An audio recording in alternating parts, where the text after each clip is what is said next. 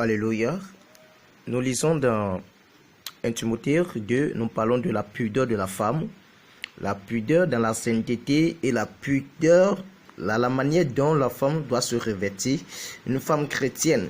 Dans 1 Timothée 2, chapitre 2, verset 9 dit, « Je veux aussi que les femmes, vêtues d'une manière décente, avec pudeur et modestine, pudeur, décente. Amen. Ne se parent ni de tresses, ni de perles, ni d'ornements, ni d'habits sponsieuse. Amen.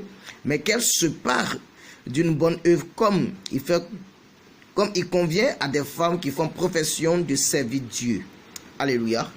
Donc, frères et sœurs, nous voyons ici la recommandation de notre Seigneur, comment le Seigneur désire qu'il inspire qu'une femme chrétienne se revête avec la pudeur, avec la sainteté qui cache la nudité. Une femme chrétienne est toujours couverte, elle ne montre pas ses mamelles, elle ne montre pas ses cuisses, elle ne montre pas ses seins, elle ne montre pas ses fesses. Amen. Mais elle est vêtue, elle s'habille d'une manière décente, avec pudeur et modestine. Comme le Seigneur nous l'a demandé, ni de mèche, ni de tresse. La Bible dit que le témoignage de deux personnes sont vrais. Vous allez dire que Paul parlait aux Corinthe. Mais voyons ici, l'apôtre Pierre aussi nous a parlé. Là, vous me dites que Pierre parlait à qui? Parce que ici, ce n'est pas mentionné à la ville à laquelle Pierre restait, mais ça porte lui-même son nom, Pierre. Amen. Pierre n'est pas une femme pour qu'il puisse se dire, non, je ne porterai pas de mèche. Non, mais il parlait aux chrétiennes. Amen. 1 Pierre chapitre 3, le verset 3, il nous dit, ayez non cette parure extérieure qui constitue dans les cheveux tressés, les ornements ou les habits sponsieuse qu'on revêt, mais que la parure extérieure est cachée dans le cœur, la pureté incorromptible d'un esprit doux, paisible, qui a un grand prix. Ainsi paraît autrefois les saintes femmes qui espéraient en Dieu, soumis à leur mari, ainsi autrefois. Sœur, ta manière de te vêtir, ça détermine la nature à laquelle que tu es. Amen. Dieu nous a jamais interdit quelque chose pour nous faire du mal. Tout ce que Dieu nous interdit, c'est pour nos biens. Regardez comment ces bienheureuses sœurs chrétiennes se sont vêtues. Est-ce que cela n'est pas agréable? Est-ce que cela n'est pas doux? Est-ce que cela n'est pas joli à voir?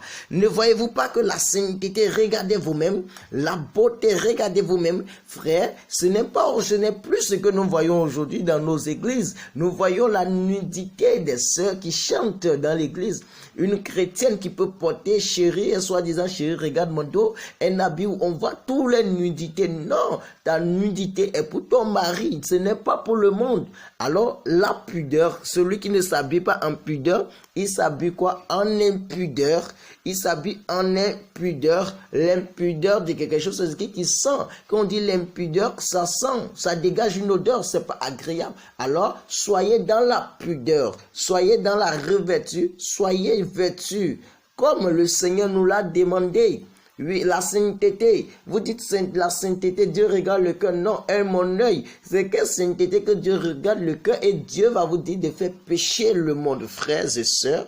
Alors prenez connaissance de la réalité. Dieu ne t'a jamais interdit quelque chose pour te faire du mal. Il ne t'a jamais interdit quelque chose pour te détruire. Il ne t'a jamais interdit quelque chose pour t'anéantir. Mais tout ce que Dieu nous interdit, c'est pour notre bien. Regardons la splendeur, la beauté, regardez la joie. Est-ce que cela va amener quelqu'un à pécher? Est-ce que cela va amener quelqu'un à pécher? Non, frère. Toute femme qui porte des pantalons, qui porte des collants, qui portent. Bien-aimés, ce sont des prostituées, amen, ce sont des vagabondages, ce sont des prostituées spirituelles, ce sont des agents déguisés. Peut-être tu diras que non, la femme de notre pasteur fait ça. Non, elle et toi, vous n'êtes pas la même chose. Contente-toi de ce que l'Écriture dit. Ne fais pas ce que quelqu'un est en train de faire, mais fais ce que le Seigneur même te demande de faire. C'est la chose la plus importante, c'est la chose la plus idéale. C'est de se conformer à l'Écriture. Regardez comment elles sont belles, regardez comment elles font la fierté de Dieu. Je ne dis pas que ça se